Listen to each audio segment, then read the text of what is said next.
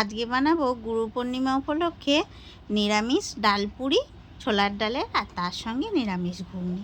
তা আপনাদের সঙ্গে আমি ডাল পুরিটা কীভাবে বানাই সেই রেসিপিটাই শেয়ার করছি। জানি অনেকেই হয় ডাল পুরি বানাতে জানে, তবু আমি কিভাবে বানালাম সেটাই দেখাচ্ছি। তো এখানে আমি 2 ঘন্টা মতন ছোলার ডালটা ভিজিয়ে রেখেছিলাম। এবার জল ঝরানো ডাল, 1 টুকরো আদা, 2টো কাঁচা লঙ্কা আর সাথে একটু লবণ দিয়ে একটা পেস্ট বানিয়ে নিলাম। এটা শিলনোড়াতেও বাটা যায়, তবুও আমার কাছে শিলনোড়া নেই বলে আমি মিক্সারেই বেটে নিয়েছি। এবার সর্ষের তেল দিয়ে অল্প একটু কালো জিরে আর হিং ফোড়ন দিয়ে ডাল বাটাটা দিয়ে দিলাম। ডাল বাটাটা দিয়ে সামান্য একটু নাড়াচাড়া করতেই এতে হলুদ, একটুখানি মিষ্টি আর একটু জিরে গুঁড়ো দিলাম, যাতে সুন্দর একটা টেস্ট আসে। তারপরে আরও খানিকক্ষণ নাড়াচাড়া করে নিয়ে ঠিক নামানোর আগে একটু কাসুরি মেথি দিয়ে দিলাম। কাসুরি মেথি দিলে না এই কচুরি কিংবা ডাল পুরি যাই বলুন, খাবারে কিন্তু টেস্টটা ভীষণ ভালো থাকে। তো এবারে একটু ঠান্ডা হোক, ততক্ষণে আমি এদিকে ময়দাটা মেখে নেবো। এখানে আমার 750 গ্রাম ময়দা আছে। তা এবার লবণ দিলাম আর সাথে একটু ঘি দিলাম আর দিলাম হচ্ছে সাদা তেল। ভালো করে ময়ানটা দিয়ে নিলাম, দিয়ে অল্প করে জল দিয়ে ময়দাটাকে মেখে নেবো। আর এখানে আমি ময়দা ব্যবহার করেছি, যেহেতু ডাল পুরি বানাবো। তা আমার এখানে ময়দা কিন্তু সুন্দরভাবে মাখা হয়ে গেল। আমি 15 মিনিট ধরে ময়দাটা ভালো করে মেখে রেখে দিয়েছি। এবার ওপর থেকে একটু তেল মাখিয়ে খানিকক্ষণ রেস্টে রাখবো, ওই 10 থেকে 15 মিনিট। ততক্ষণে আমার ডালটা ওদিকে ভালোভাবে ঠান্ডা হয়ে গেছে।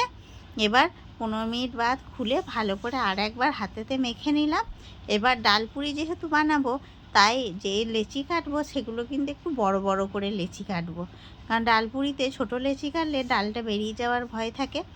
এবার হাতের সাহায্যে একটু গোল করে পকেট করে নিলাম।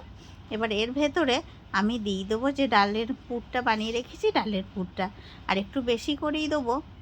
আর এইভাবে হাতের সাহায্যে গোল করে করে ভালো করে ডালটাকে ভেতরের মধ্যে চাড়িয়ে নেবো। এবার এইভাবে সমস্ত আমি করে নিলাম। এবার তারপরে ওপরে একটু তেল মাখিয়ে দিলাম, যাতে একটার গায়ে একটা না লেগে যায়। এবার আমি একটা বেলনা চাকি নিয়েছি। এবার সুন্দর করে বেলে নেবো হালকা হাতে। আমার যেহেতু এখানে স্পিড দেওয়া আছে, তবে এত স্পিডে তো হয় না, একটু হালকা হাতে ভালোভাবে বেলে নিতে হবে। তো আমি এদিকে বেলে নিচ্ছি, খানিকগুলো বেলে নিয়ে ভাজবো যাতে একটু সুবিধা হয়। আর এদিকে আমি তেল গরম করতে দিয়েছি। এবার একটা একটা করে ছেড়ে দিচ্ছি। তো বন্ধুরা, আমার ডাল পুরি বানানোটা কেমন হচ্ছে অবশ্যই কিন্তু কমেন্টে জানাবেন, ঠিকঠাক বানালো হলো কি না। তা যাই হোক, এবার ভালোভাবে আমি বানিয়ে নিলাম। এবার ভেজে নিলাম, ভেজে নিয়ে তুলে নেবো একে একে। তা আমার ডাল পুরিগুলো ভাজা হয়ে গেছে। আর আগে থাকতেই ঘুগনিটা আমি বানিয়ে রেখেছিলাম, নিয়ে রাতের ডিনারে পরিবেশন করলেই তৈরি হয়ে গেল নিরামিষ ঘুগনি আর তার সঙ্গে ডাল পুরি। তো আজকের ভিডিওটা আমার কেমন লাগলো অবশ্যই কমেন্টে জানাবেন। আর ভালো লাগলে একটা লাইক শেয়ার করবেন আর আমার চ্যানেলটা